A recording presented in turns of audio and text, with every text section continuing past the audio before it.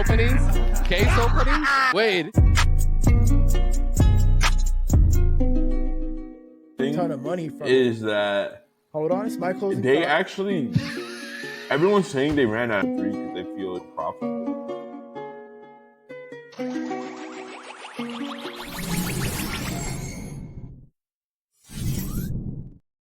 What's going on, everybody? Welcome to the Catalyst Effect Podcast, episode 34. Don't get used to the intro because that is changing next week. And I'm so tired of seeing that ending. It makes me mad every time Busy talked over me, but it's fine. Yeah, we're going to get a new intro next week, so stay tuned for that. But we do have Chase here from OP Games. Chase, how you doing, my friend? Doing good, Hado. How are you? Good. It looks like Klaus is having some power issues. So at some point in the future, I'm sure he'll hop back in here. But I certainly hope so. yeah, he sent us a picture of like his monitor and computer's out. So he's got to like flip on a breaker. So that's unfortunate timing too, right as the show starts. I mean, we'll try to carry the show until clouds come back. But For sure. For now, it's you and I, Hado. Yes, sir. So, can you give us a little background about yourself and how OP Games started, and like what was your inspiration to want to build in Web3? Yeah. So brief background. So I used to be in finance, traditional finance. I was working for Merrill Lynch and Bank of America back in like early 2000s. And then I was like, oh, okay, well, I'm kind of burned out with finance in general. And so I moved out of Singapore, where I used to live before. And then I moved to China, traveled around for a year. And then chanced upon this gaming hub somewhere in the west of China. It's called Chengdu. That was like circa 2009. And at that time, mobile gaming is still starting, and I kind of started out with that. So I was in marketing, and then eventually became a game publisher. So for the last 15 years, I was publishing games, mostly PC games and mobile games from China. Most of these games are either games in China that we try to move into the rest of the world, or the other way around. And I chanced upon 2 of my co-founders as a game developer. During that time, I was trying to publish their games, and they were like, you know what, Chase, we want to do this kind of like thing with crypto and blockchain at the same time. And I was like, why don't we do it together, right? Instead of me publishing you, because publishing games is kind of predatory to begin with. And if you like people in general, if you kind of like these people, you're like, you don't want to mess them up, right? And you want them to kind of be on your side. So I was like, no, I'm not going to publish you guys. I like you enough. And so 2018, we decided to set up OP Games together. So myself, my other co-founder Paul, who's based off in Toronto, and my other co-founder at that time, Gabby, who's now leading YGG or Illegal Games. So the 3 of us started out together. It was a bootstrap kind of thing. During that time, nobody really cares so much about Web3 and gaming. And so we were doing a lot of different stuff. So it's pivot after pivot after pivot. And then in 2021, I believe, or 2022, we raised funding just right before the market crashed. And so it was kind of like fortunate, because in a way you kind of like are given like a few years to build. And that's the reason why we're kind of like, starting now, getting out of the woodwork, because we've pretty much built a lot of stuff already, and we kind of want to have people to try it at this point. But that's kind of like who I am. That's how I started. And that's how I got involved in Web3 gaming and crypto. So you mentioned something about like starting out in China, right? How does that like compare to the US or like even Europe in your like experience? Like how different is it like gaming wise?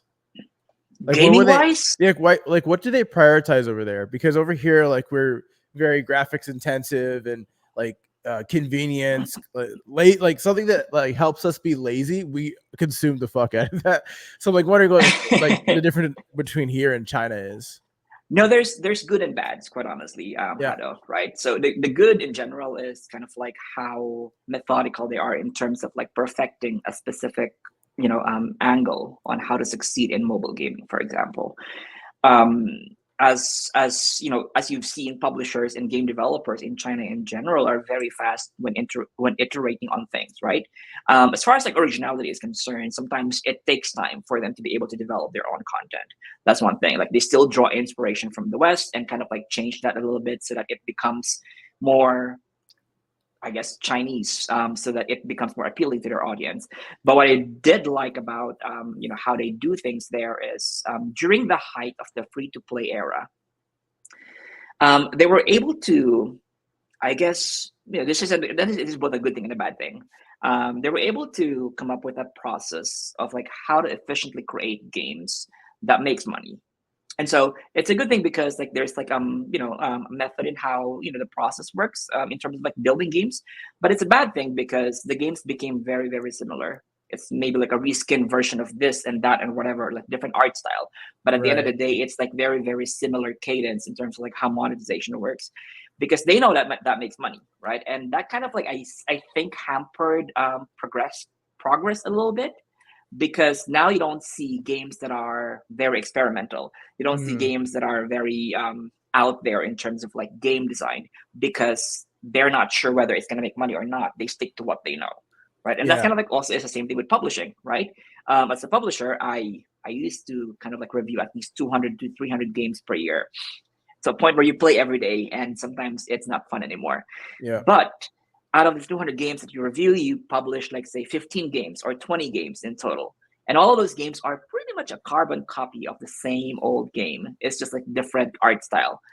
And you say to yourself, you know what, like, am I contributing to kind of like the growth and development of these developers, knowing full well that they're just looking at each other, copying of sorts the way Yeah. things are done. So I guess like that's good, you know, revenue reach, you know, new heights, but like I guess bad because like there's not a lot of like innovation that Yeah. sort of like happened during that period of time. The creativity has certainly gone down. I've seen a lot of those clones you talked about, like on Instagram. I'll see an ad and it looks like Overwatch or it looks like Valorant, but it's not.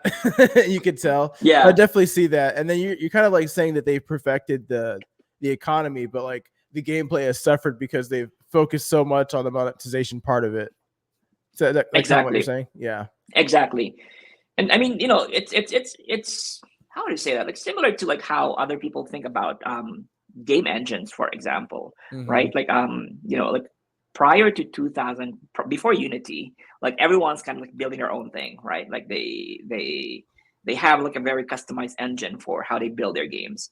But when Unity came about, everyone's just like using the templates that Unity created for them. So it's, I guess some people would argue that like it made the limitations, I mean, it made game making a little bit more limited, because then you're not now just kind of like confined to like what Unity provides you.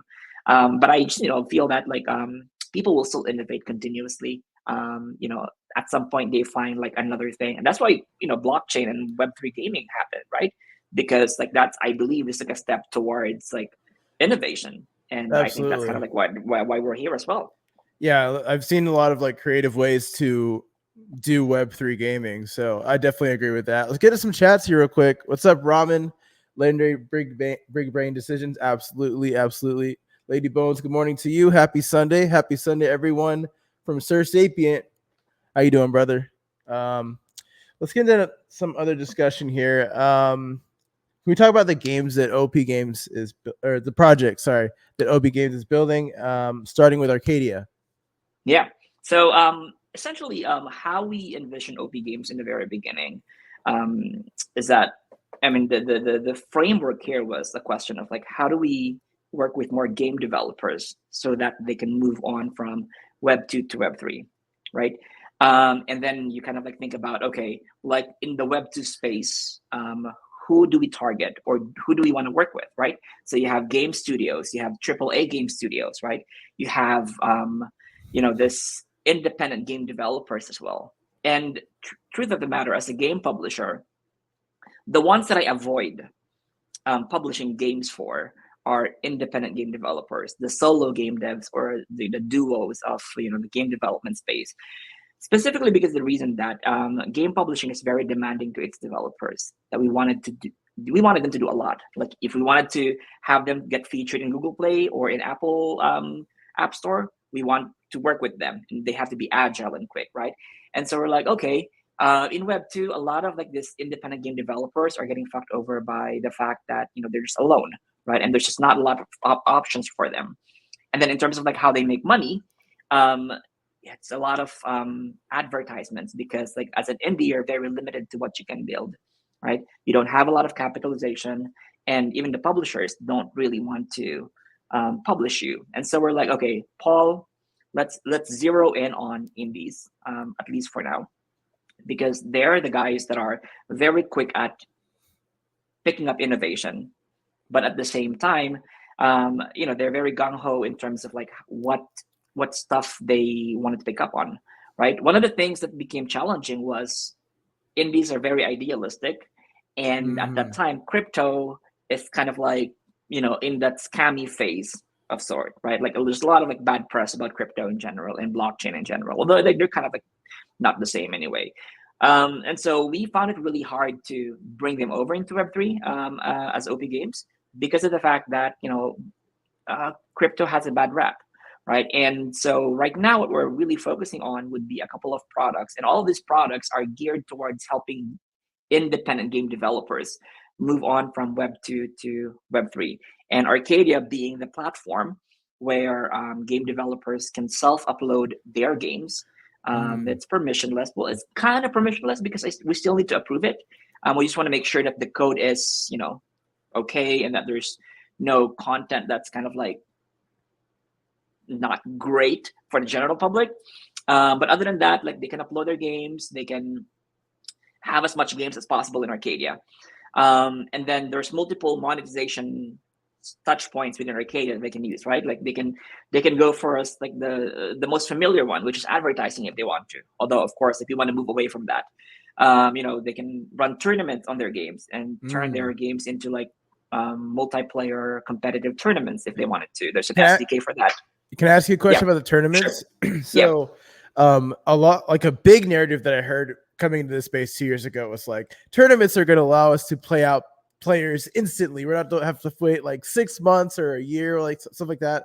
So on your platform, is it instantaneous? Like, is there like a expectation or a standard? Because I know that's a very common theme with Web3 gaming. People, even tournaments in Web3 gaming, people are still having to wait for a period of time. So here's the difference though, right? Depending on the game that you create, right? In Web 2, a lot of these indies create very casual or even hyper casual games, right? These are like platformers, right? It's time based or skills based shooter or anything that's very, very simple, single player. But if you asynchronously create a tournament around it, it can be like highest score or fastest time. This kind of thing is very good for tournaments, except that the kinds of games that we're dealing with here are very simple games, right? And within Arcadia, it's as simple as if your game is decked around tournaments, you have the SDK available. Any player can log into Arcadia, look at the games, and say, "Hey, I want to create a tournament around this." You have like a create a tournament button. You put in the prize pool. You can seed it yourself, or you can make a free tournament if you don't want any prize pool around it. You can even add a layer of buy-in, so that anyone who wants to join that tournament can buy in for like, I don't know, like $1 or $2 or whatever the amount is. And then that becomes part of the pool that at the end of the tournament period gets distributed to how many winners you've allotted for it so far. So it's all instant. And so the thing is like, once the tournament is over, it gets deployed back to whoever the wallets of the winners are, instantaneously. So you don't have to wait. And so when you say SDK, you're saying that this is like in-game stuff. In-game stuff, yeah. So as a game, as a game, a game, you have the option. If you're the developer, you have the option to add this SDK so that people can create tournaments around your game. If you don't want to, then you can't have people making tournaments around your game.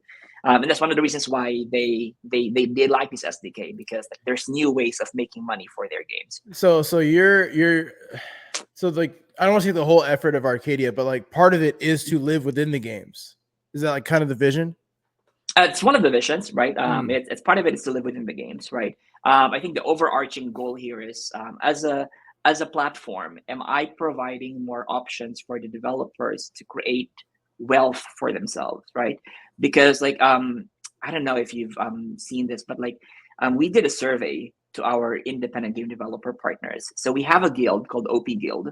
Okay. There's about 3,800 game developers in the guild, and survey was, how much are you earning per year for all of your games? And 72% of them says $500 and below for all Ooh, of their games. for a So year. clearly, per year. So Wow. clearly they can't make a living out of their games, right? Not at all.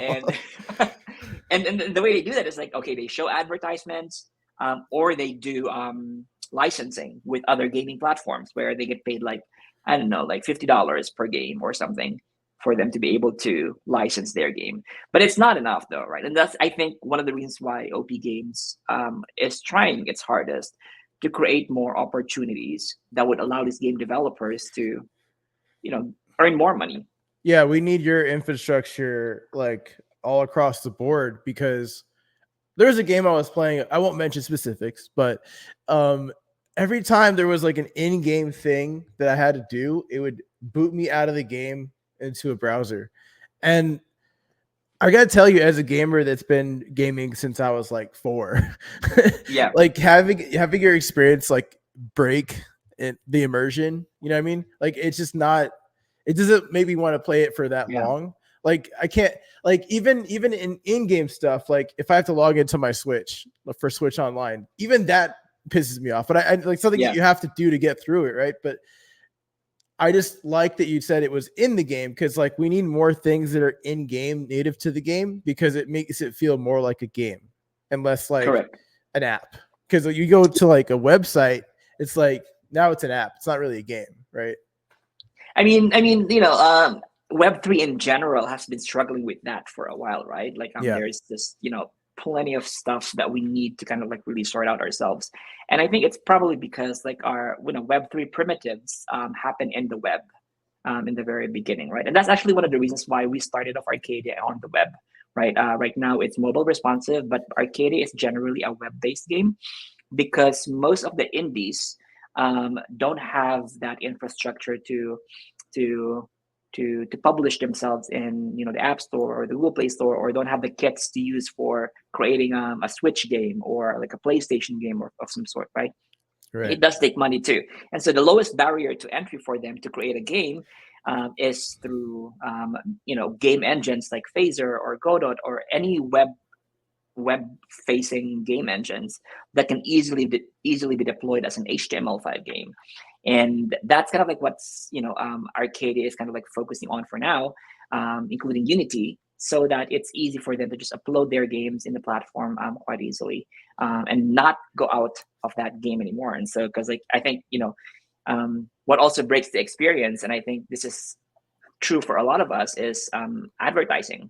I think we just gotten used to just seeing ads in between some of the games that we play on mobile, for example, or online, to a point where we feel that it's necessary, or we feel that we get used to it so much that we're okay with it. But really, if you remove it, the experience is going to be very different. And just to wrap up this conversation real quick, because I want to go to some chats here.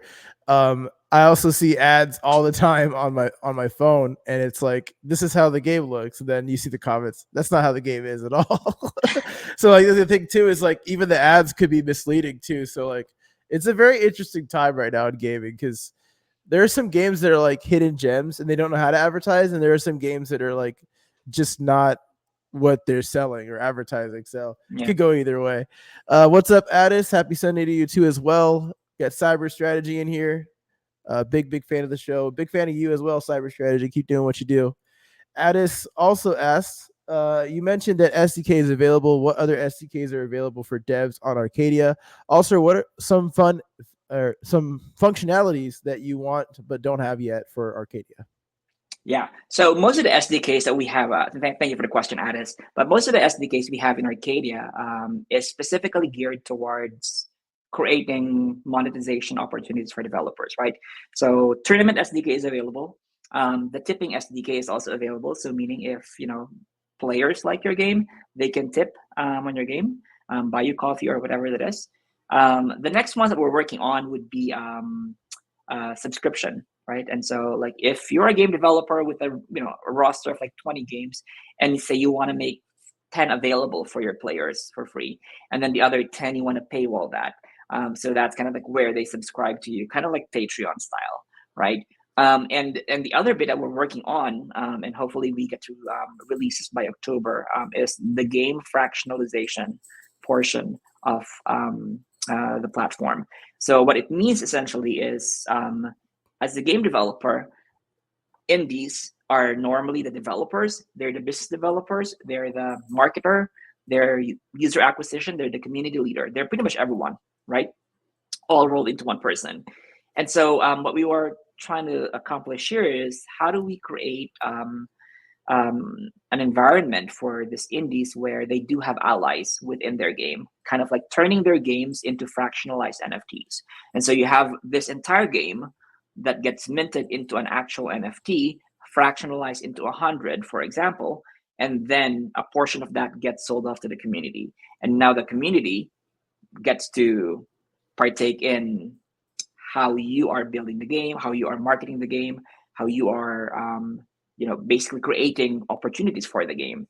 And so we're putting this in such a way where there's a new ERC standard called ERC 6551 that we've been working with a couple of people for the last year, where your NFTs are essentially wallets of its own. And so it can accumulate assets on its own.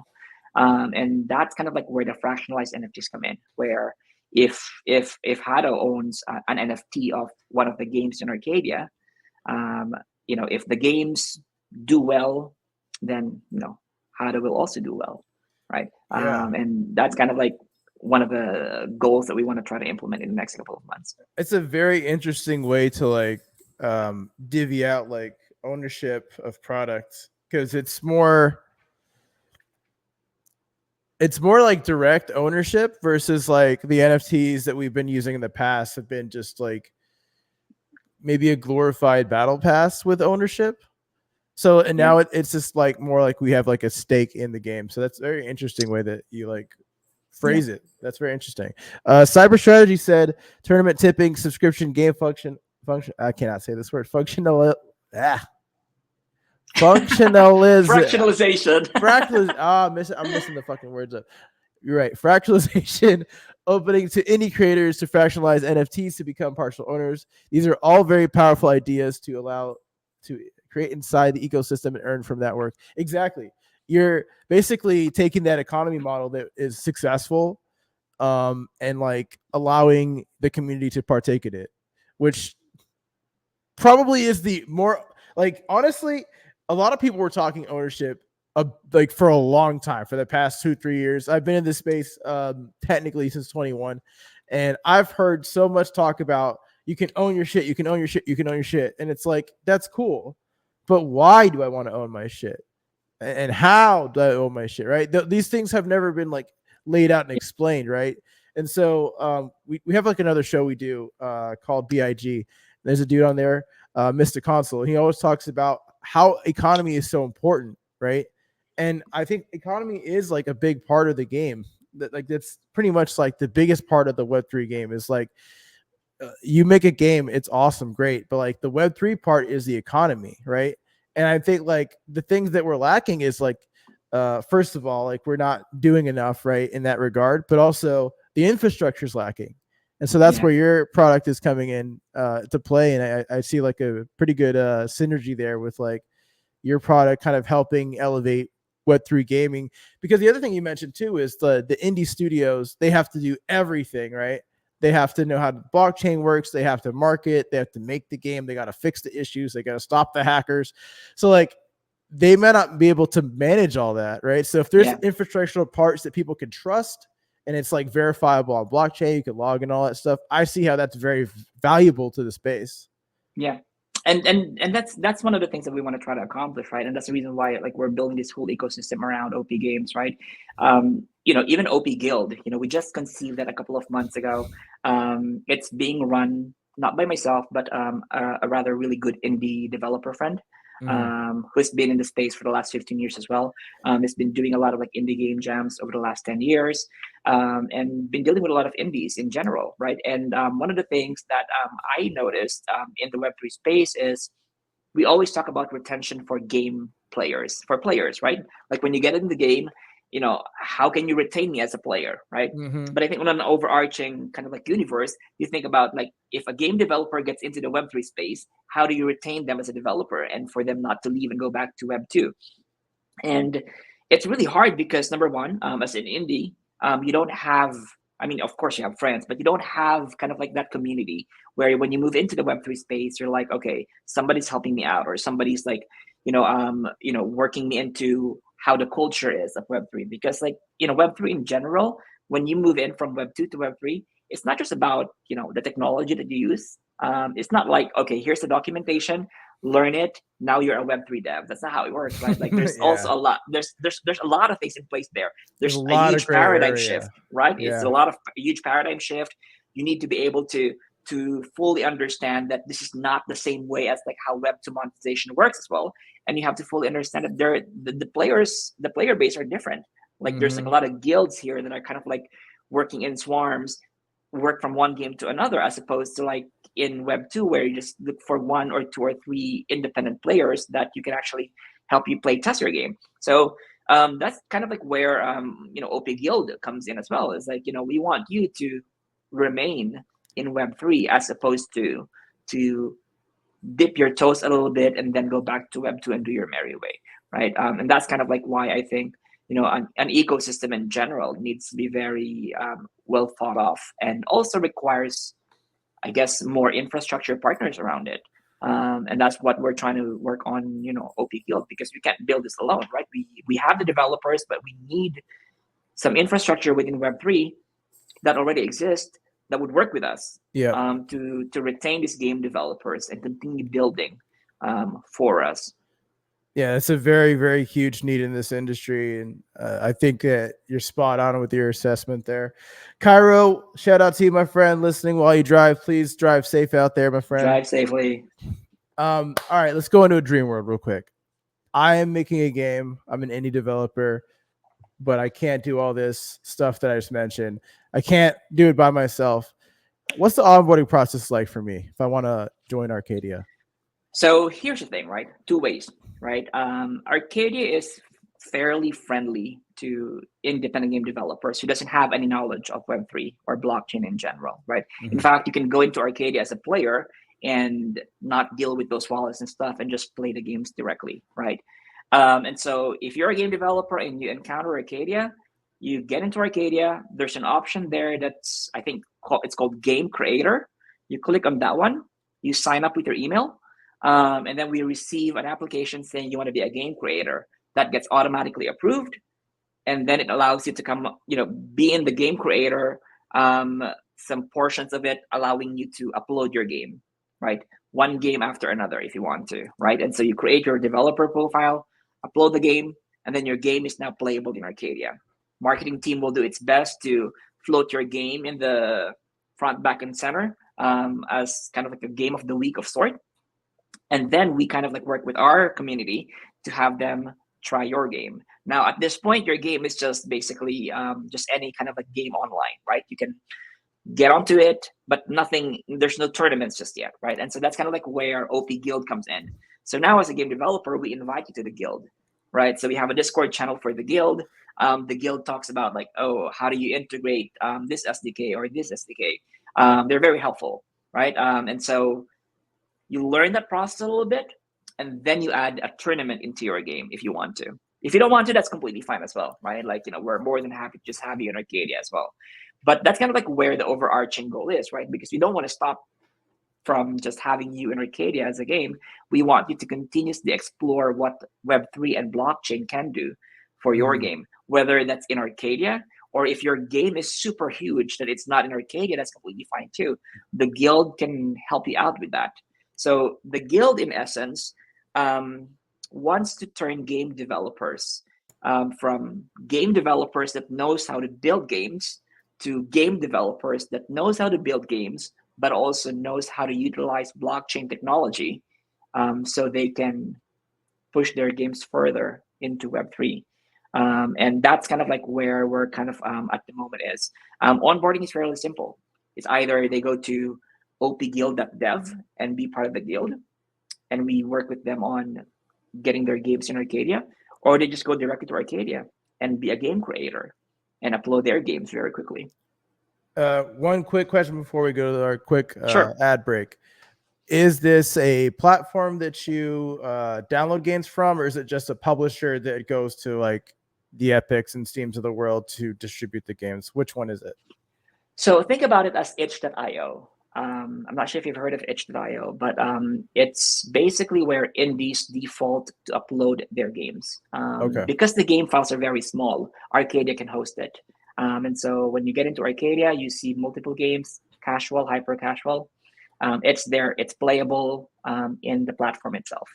Gotcha. So on the website itself. On the website itself. Alrighty. Chat, we're going to hit a quick ad break, and then we'll come back and keep going into these questions here with Chase from OP Games. See you guys in a bit. Alpacas! Now to have your attention, today's episode is sponsored by DeFi Land. And on DeFi Land, you can play Alpaca Dash. Alpaca Dash shatters the mold of ordinary idle racing games. Dive into a world of strategic depth with a vast array of tactics to conquer any environment. Unleash your alpaca's unique strength and craft the perfect skill combinations to dominate the race course. Every competition is a thrilling odyssey bursting with stunning visuals and an electrifying soundtrack that fuels your epic showdown. The unexpected awaits at every turn. Prepare for heart-pounding comebacks that will keep you on the edge of your seat from the starting line to the checkered flag. Are you guys ready to unleash your inner champion? If so, head on over to almightyalpacas.com and start racing today. Almightyalpacas.com. Almightyalpacas.com. So there's a fun fact on that ending to that ad. I could not say that last part unless I did the clapping cadence. So I like to tell that story every time. I mean, fractionalization. Fractionalization. Right. That works. I think I like your method. Yeah, no, sometimes I got to dumb it down. So we talked about how games can onboard onto Arcadia. So let's talk about some of the games on there. What are like some of the recent games and how has like the players responded to it? Have they liked it? You know, what's the feedback been? So most of the games right now are casual, hyper casual games. A big chunk of the new games that came in from in Arcadia last few weeks was games from. There's 63 games right now in the platform. Most of these games that came into the platform the last week or so was from a game jam that we hosted back in April. So every year we host a game jam. It's called GameDev.js Game Jam. Usually there's about 3,000 developers signing up for that, and usually about 300 submissions per year. There's a couple of game developers that submitted a few platformer games in the platform. Power Up Adventure is one of them. It's fairly simple in mechanics, but at least in mechanics in your head, like it's kind of like a simple jumping game of some sort, right? But it requires a lot of timing. It requires a lot of kind of like really good skill and how do you say that? I forgot that word where your reflexes, I guess reflexes, like requires good reflexes, right? And then we do have a couple of AI games that we're trying to kind of like incubate at the moment, which will be available in Arcadia soon as well. And I think the most recent game that we have available is kind of like a pool. It's called Pucket. It's a puck that you, I guess, try to like shoot in all directions and you gain the high score, right? And so these types of games usually are easy to make in the sense that you can actually create a game in like 4 weeks time or 3 weeks time. The hard part is to add more levels to it and then just make it a little bit more appealing to the players as a game. One of the things that we're working with right now as far as like indie game devs are concerned is bringing in more platformers that are more story based, so that it's a little bit more immersive for players to actually play them. There's a game in the platform right now called Time's Up. I believe that's the name of the title. I may be wrong, but it's an entry to a game jam that we did last year, which is pretty good. The theme of the jam is create a game around the theme time. And this game is all about being in a space where there's a negative and a positive, and that you have to I guess you have to recreate time, because time has been ruined and destroyed. It's from a game developer called Feature Creep, and he has a lot of other really really good games in the platform as well. So I think what we're going to be doing moving forward, Hado, would be to feature more game developers that have like a roster like really cool indie games in their Rolodex, so that we can go ahead and highlight the good stuff that they've got. Yeah, because it sounds like you're wanting to expand like the category. Because I would make the argument the category you're right now describing is like arcade, which the name Arcadia makes so much more sense now Yeah. in my head. But yeah, that is interesting that you're gonna like kind of venture out into like more indie story based titles, and that's a very interesting thing because I don't think I've ever come across too many.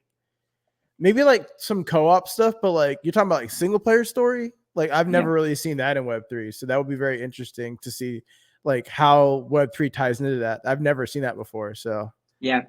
I mean, and here's the thing though, right? Like if you're supporting a lot of like independent game developers, you have to realize that indies are very experimental. A lot of the stuff that we have in the mainstream right now came about because of indies, right? Like even like, I don't know, like think about Angry Birds, for example. There's a lot of like open sourcing being done by a lot of independent game developers and creators in general.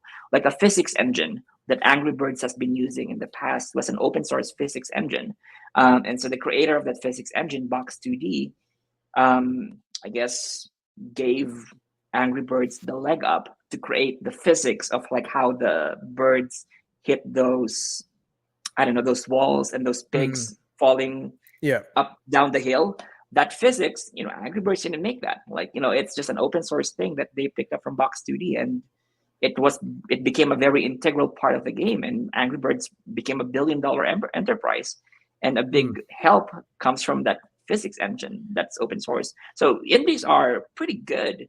I don't think they're just like given a lot of recognition as they should. And I think that's kind of like one of the reasons why I resonate more towards our indie friends, because they're not really looked into compared to bigger studios, for example. Even in Web3, for example, if you think about it, like a lot of like the developers you want to bring into Web3 are, the big studios, the AAA games, all the, really cool stuff, like great graphics, amazing, 3D graphics, for example. But nobody really cares so much about low poly games that, are more mechanics heavy, because it's I guess not the mainstream. Yeah, it's the casuals. So like when you get into like the nitty gritty of a game, the mechanics are everything, right? Like correct. You look at a game like Melee, you found that you could wave dash, you could like do a bunch of shines. All the movement in that game was like all mechanical, right? And so you're right. Like there's not really much thought when it comes into that. It's just more thought. Like, again, it's a lot of things to manage. And it's like, what do I prioritize as a business? Do I prioritize monetization, or do I prioritize like a good product?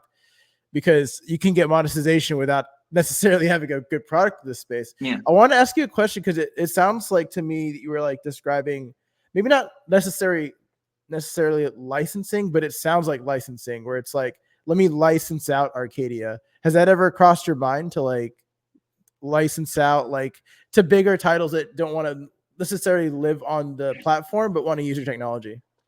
Yes. We're completely open to it though, right? We had conversations with a couple of like bigger products that doesn't necessarily want to live in Arcadia, right? Because if you come to think of it, Arcadia right now, all games are playable there.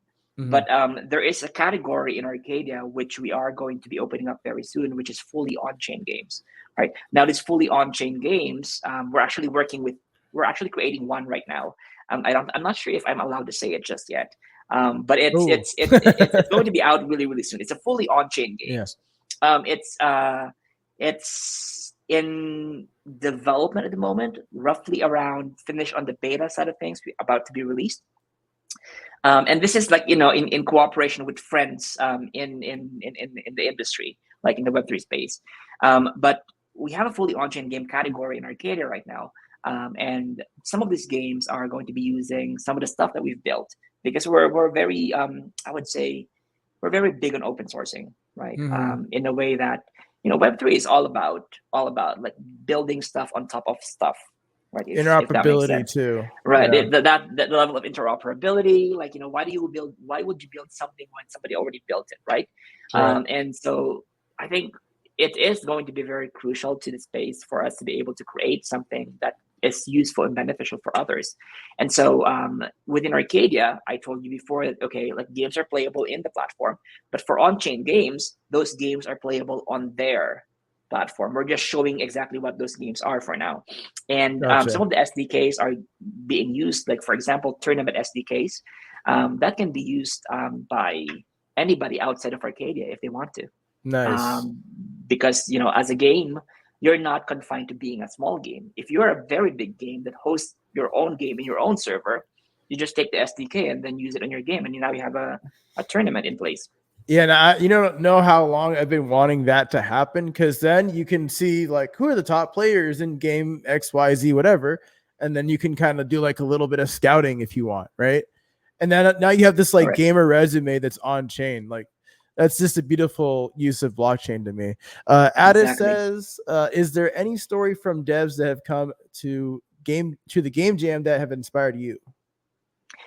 There's one in particular, actually. Well, there's a couple of them, right? But I guess like number one, of course, I won't go far. Would be the head of the guild of OP Guild, Andre. Right. So Andre has been bootstrapping his company called Enclave Games for the last 10, 15 years, right? And one of the biggest issues a lot of these game developers have would be funding.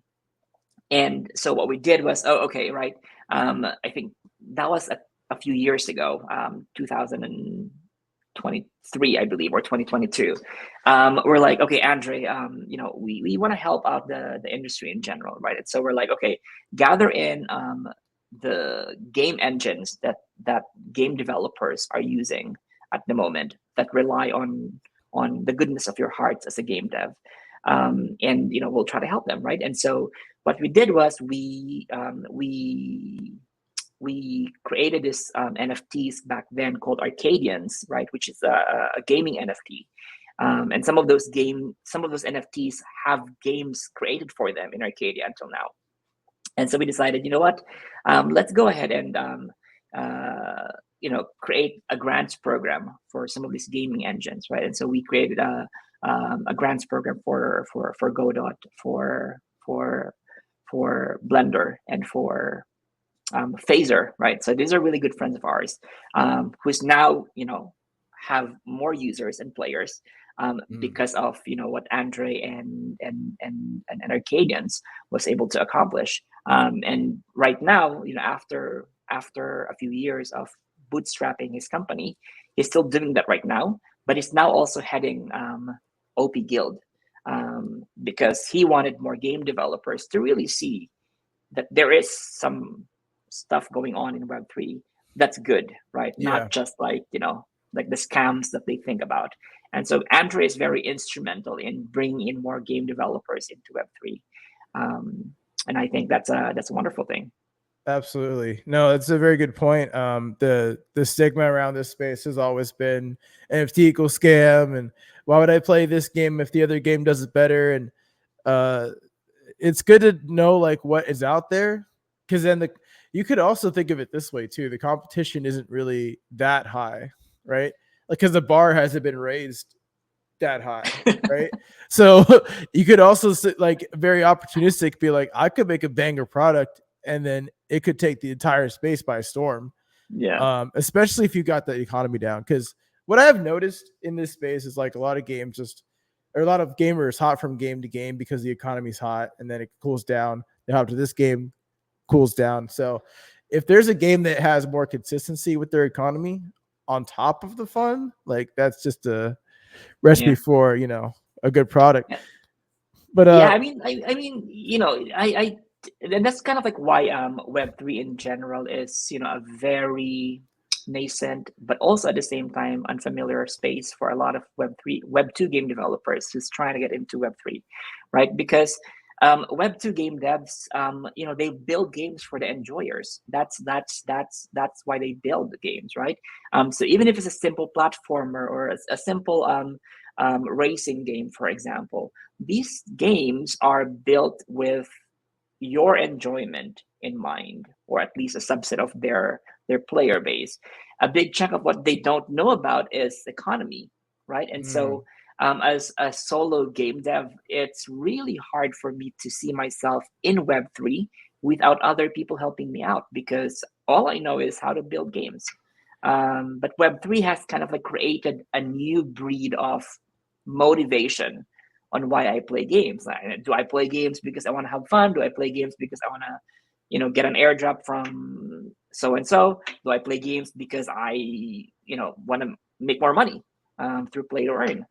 So these kinds of stuff we don't have back in Web 2. And so I think Web 2 game developers are kind of seeing it now, and they're like, I like this, or I don't like this shit. Like either one of yeah. those, right? And it's one of those things where you can't force them to to fully embrace that paradigm shift right away, because Web3 games in general has created different ways of like how motivated are we Absolutely. in playing these games. I do want to get to Spark here in a bit and just ask your overall look on the Web3 gaming market in general. Do have to run an ad real quick, and then we'll come back with a special announcement. So stay tuned for that, chat. Hey guys, this episode of the Catalyst Effect podcast is sponsored by WAGMI Games, Web3's first universe encompassing multiple games, animes, collectibles, and more. Their current game, WAGMI Defense, is a mobile defense tower game that is available on Android, BlueStacks, and Google Play. Wield your card deck, deploy characters, and defend your towers. Optimize your deck to launch attacks and dismantle your opponent's base. Rank victorious and emerge with bragging rights, collectible cards, and Nifty. WAGMI Defense's universe is set in the year 3022 and unfolds in Nimash, an off-world laboratory serving as the backdrop for immoral experiments. Though the world may seem dark now, the choices made by players, whether human or alien, will shape the outcome of the Nifty Wars. Thank you to WAGMI Games for being an official sponsor of the Catalyst Effect podcast. Now let's get back to the show. Yeah, so hopefully, Clouds, your power comes back on sometime today, because it doesn't seem like it's going to happen. So I'm gonna replace you, Cloud. Like if you don't come back, you're gonna lose your job, bro. Come back. All right, so I did tease a special announcement. So without further ado, we're gonna get into it, and here it is.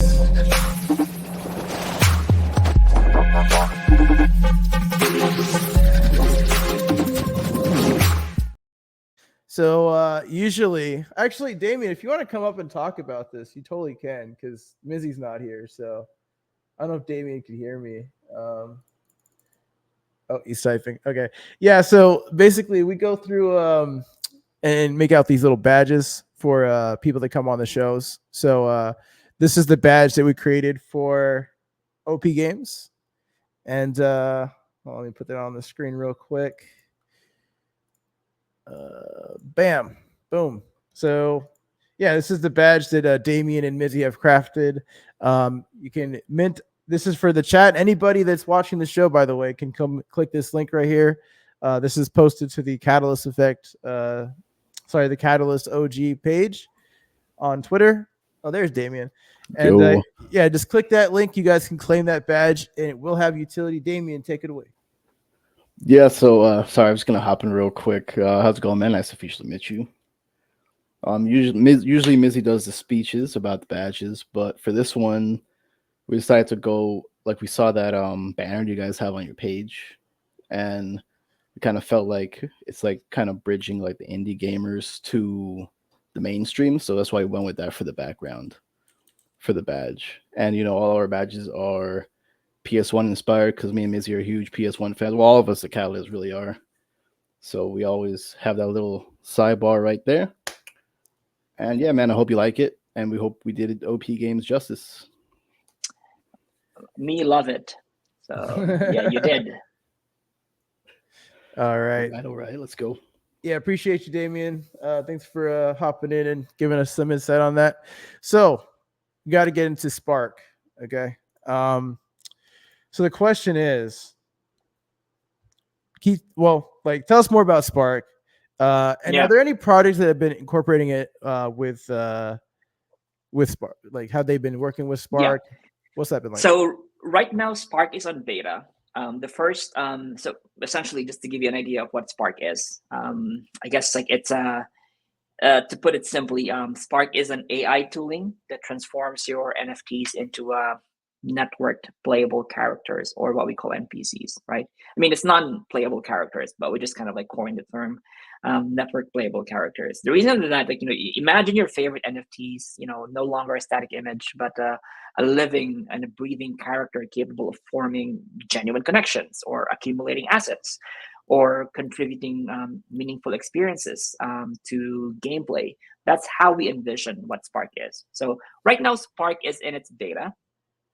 We went live. Well, we went live a little bit during ETH Denver in partnership with Buffycorns, the ETH Denver NFTs that they were giving away at that time. So what Spark does, number one, is so once you spark your NFTs, it turns your NFTs into ERC6551 tokens, or a different kind of how do you say this? Like there's a different status on an ERC6551 versus an ERC721 token. ERC721 is kind of static. ERC6551 is a wallet of its own. It can accumulate its own assets and so on and so forth. And so what we did for Spark for now is like you're able to chat with that NFT. It's animated, and it's also able to create its own lore, right? Obviously the the LLM model is still getting fine-tuned because it does a lot of hallucinations every once in a while, but the end result would be that your NFT is something that you can use outside of your wallet and becomes playable in Arcadia eventually. Oh my god, So it's such a content creator friendly idea. Holy shit. well, it really is. And so think about it though, right? So let's say, for example, you have an NFT. What we did is we gated it for a while because AI services are kind of expensive. And so if you open it to any kind of NFT, it's going to be chaos, right? And it's going to be expensive for us.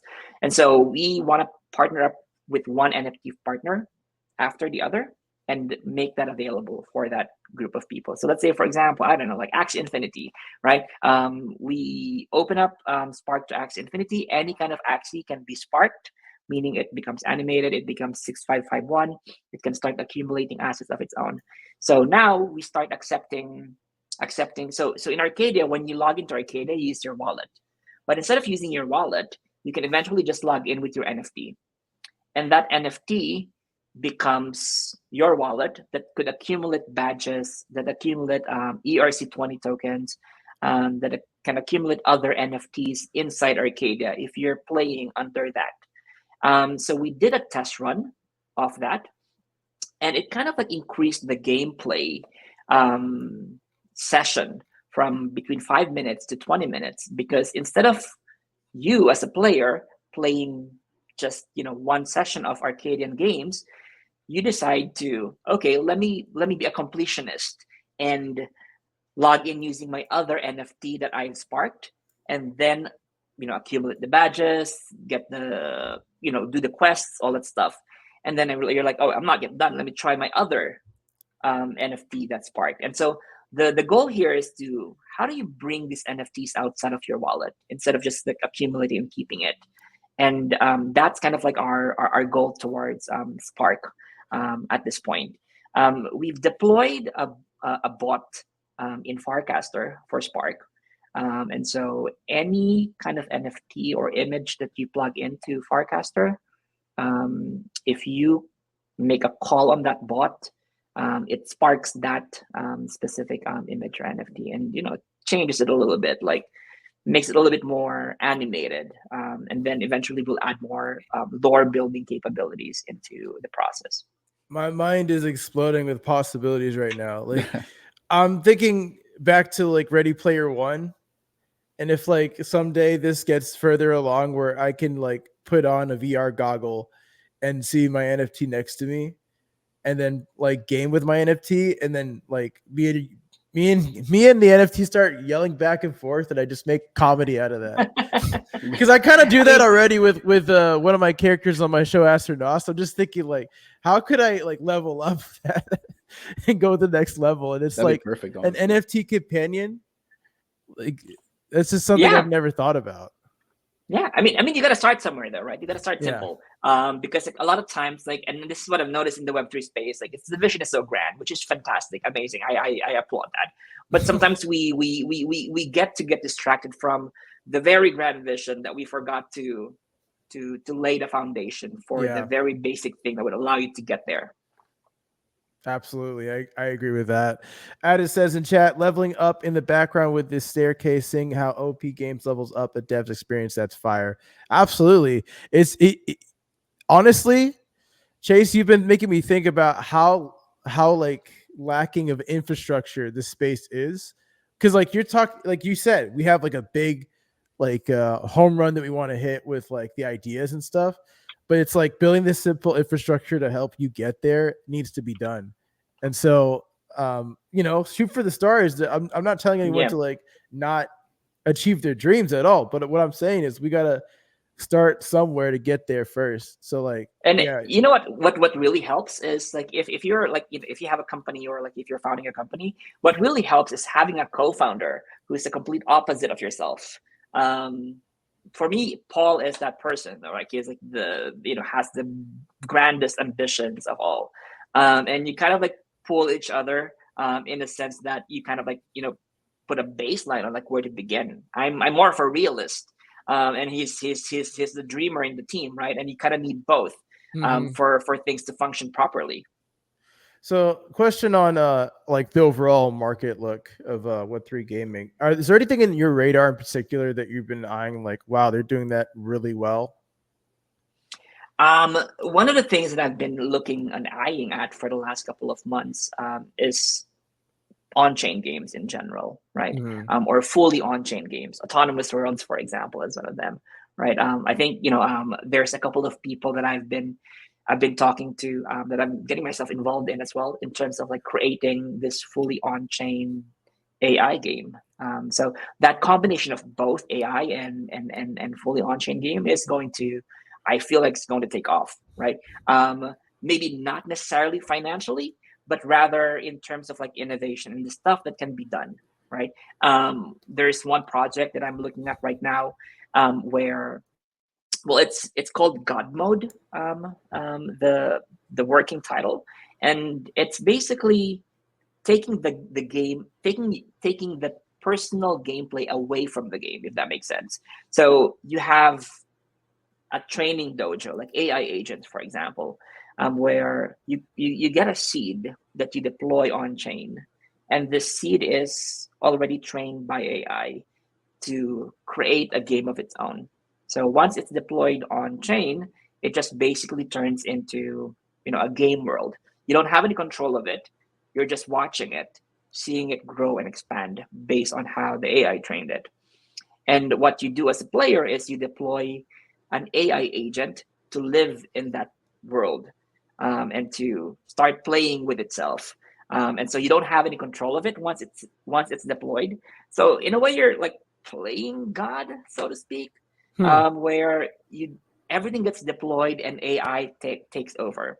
It's a And very interesting concept. all you do is to watch. And if you wanted to interfere, you need to deploy something in the game again that changes the course of their development, however that may look like. So the game is outside.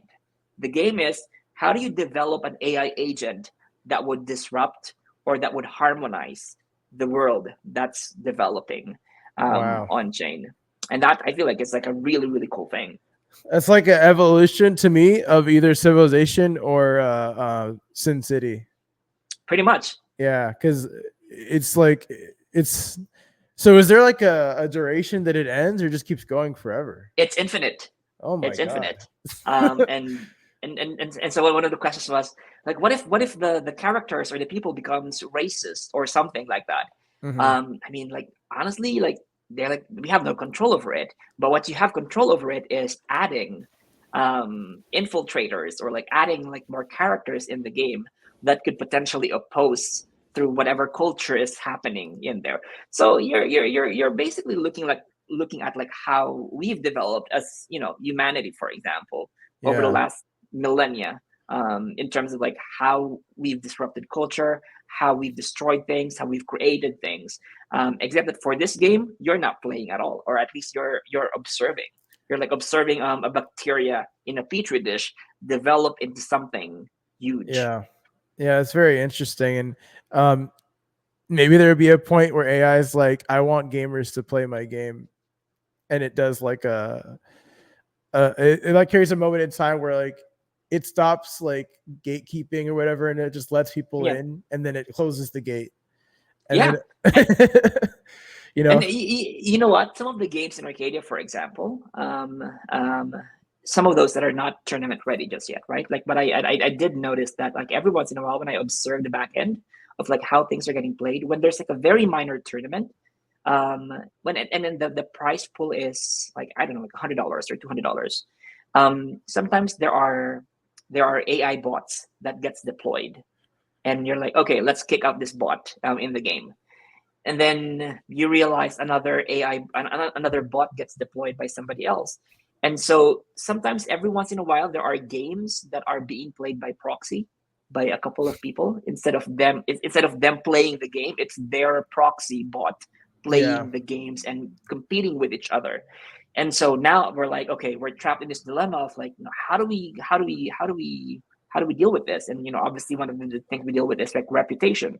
so instead of so instead of and that's that kind of like where Spark comes in too, right? Like, so instead of banning all of these bots, let them play against each other. But you require a higher reputation. That means you have to prove you're human. You have to prove that you do all of this stuff within the platform before you qualify for a higher prize pool tournaments, which this bots, for example, wouldn't really qualify for. And so I'm seeing like a combination of like people playing, but every once in a while I see a combination of like several people who owns bots that deploys these bots in the platform and play against each other. So it's yeah. Does that worry you like on a security front that there might be some kind of breach there, or like even like a potential DDoS attack to like get people offline and Yeah, maybe that's create their own that's tournaments and that's stuff? that's crazy though, right? Like that's one of those Yeah. things, reasons why at least like on the server side of things, you want to try to be. But we do know for a fact that sometimes when people are persistent, it to combat that. And so what I'm going to do is enabling like kind of like what you said, like a resume, right? Yeah. Prove much games, prove that this is kind of like exactly who you are for tournaments that are high stakes. Because a lot of times when people tend to, and they do whatever, right? In Web 2, they Yep. do that glory, right? Yeah. Like they cheat or like they do bots and stuff your board. Yeah. But when money is included in it, that's why I think a reputation score is going to well, and that's what we're aiming for as well. I think one of the things I forgot to say, the higher your reputation score, the more things would higher prize pool tournaments and so on and so forth. It kind of sounds on Reddit, you have to like prove that you're human, and there's like a cooldown period for how many things. You could implement stuff like that to help like Yeah, combat those. for Real quick, news that was in the space is they were gonna acquire a crypto exchange. That's a partnership with Polygon. What is your opinion on like big trying to get into Web3? Hate it, I love welcome it. them. Number one, because it fosters, right, big publishers. Even when I was still a publisher, kind of like toying between publishing and Web3. Chinese publisher is already doing its own stuff, researching on what. The problem is, like, big publishers are legacy business, very slow. How do you? And yeah, So they're very slow turnaround in terms of like how to move from Web2 to Web3, right? Because like they already have like a profit. But I think this not only would create more opportunity for game developers who's trying to get into Web3, but also allows more new capital from the Web2 space. How they're going to do it, I'm not sure exactly. It's a welcome change compared to like what it wants to care, or nobody wants to be in the business at all. So actually helpful for indie developers as well. So I think it's going to be helpful. For sure. Question, we'll get you out of here. Any announcements coming up? Like, what's going on with your roadmap for the rest of 2024? Busy. So a few announcements I would say would be happening fairly soon. Not put in there, but it's a very small mint that we are going to be doing somewhere around September. Second would be a couple of campaigns. Right now, there's a live tournament in cooperation with Goat. Do check that out if you want to win some prizes as well. Run a tournament in Catalyst's honor. We could give you guys a private tournament within the people watching Catalyst, for example, and compete. But other than that, a lot of so do watch out for the stuff that we're doing. OP Games, I've never heard of them. Well, now you will. Now you have, and you eventually will continuously forward. But there's a lot of cool stuff happening. Play to airdrop campaign. Do watch out for that. We'll all keep you posted on the details moving forward. Hell yeah, I love that. Definitely could talk in future about the tournament thing when all the boys is present. Kind of scattered out right now at this point, but I think it was a great show. I'm gonna give you the floor to have any closing thoughts, and we'll close this out. Right. Well, I mean, I guess like closing thoughts on OP Games and gaming in general is that, like, Web3 in general is still new. There's a lot of players in play right now trying to make a difference within the Web3 space. OP Games is one of them. And so if you guys are interested in checking out more of the project, first off, go to opgames.org. That's our website. That's going to be changed pretty soon, so it's going to be a cooler website moving forward. Number two would be arcadia.fun. Arcadia.fun is kind of like where you play arcade games and hopefully have fun. And the third one will be Spark. Just follow us for now on Twitter on Spark. We don't have a website yet for that, but once we do, that means that you can start sparking some of the NFTs that you already have. And then lastly, if you're a game developer, do join us at opguild.dev. We'll help you sort you out with your Web 2 to Web 3 journey. But other than that, thank you for having me, Hado and Damien, and hopefully Clouds, see you again once your power is back up. Absolutely. Well, it's it. been a great episode. Pleasure having you on the show. Love that you come back sometime in the future as well. Boys, girls, this is the episode 34 of the Catalyst Effect featuring OP Games. Hope you guys enjoyed the stream, and we'll see you guys next time. Same time next week, same damn place. We'll see you next time, guys. Peace. Shut up, David.